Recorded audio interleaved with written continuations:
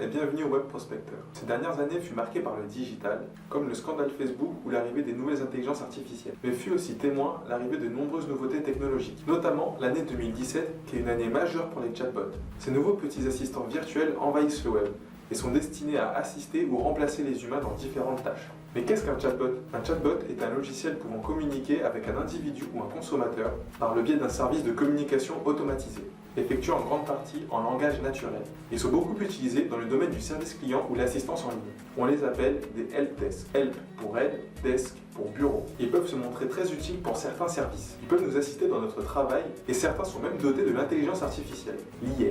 Mais leur arrivée n'ont pas fait l'unanimité, puisque les premiers retours n'ont pas tardé à arriver.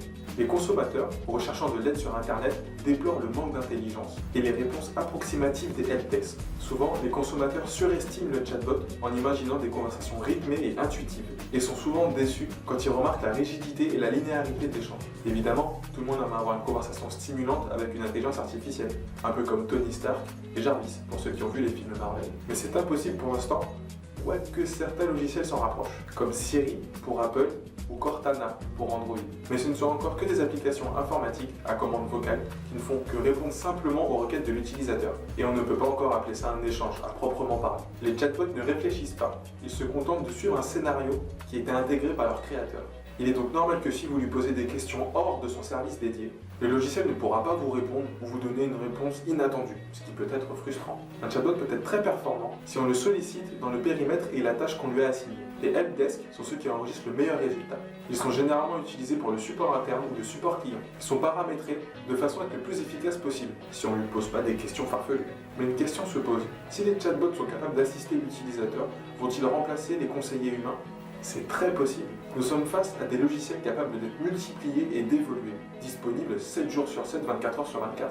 Ils peuvent répondre à plusieurs demandes simultanément. Certains chatbots peuvent donc gérer un nombre illimité d'utilisateurs en même temps, ce qui surpasse carrément l'être humain. Ils sont la solution aux problèmes que rencontrent en ce moment les supports d'aide et les supports techniques, car un conseiller ne peut répondre qu'à un seul utilisateur à la fois et peut vite être dépassé si les appels se multiplient. Un tel logiciel peut donc être un gros atout financier pour une entreprise, car plus économique sur le long terme, et alléger les services support, car elle résout le problème des files d'attente interminables auxquelles sont confrontés les utilisateurs. Selon une étude de Drift, SurMonkey, Salesforce ainsi que McLever, 64% des personnes interrogées apprécient le service 24/24 qu'offrent les chatbots, grâce à l'obtention des réponses instantanément, des réponses à une question simple sans se prendre une file d'attente, une communication facile et les réclamations sont traitées rapidement. Et oui, car un chatbot ne dort pas, ne mange pas, ne boit pas, ce qui le rend disponible 24 heures sur 24. Il ne se déconcentre pas non plus et donnera toujours la réponse la plus pertinente possible, car les logiciels ne sont pas dotés d'humeur. Et pour celles dotées de l'IA, intelligence artificielle, deviennent capables de réfléchir par eux-mêmes, de faire leur propre mise à jour et deviennent presque autonomes. Ils sont même capables d'apprendre par eux-mêmes.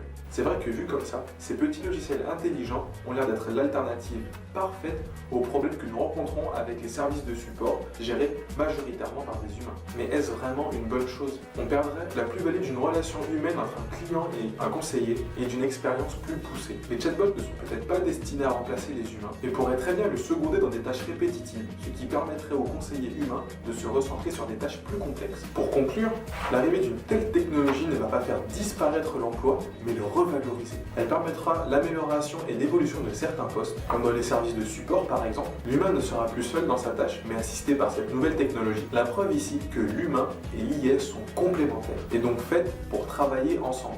L'arrivée de l'intelligence artificielle causerait une révolution dans le monde du travail et dans la vie que nous connaissons tous les jours.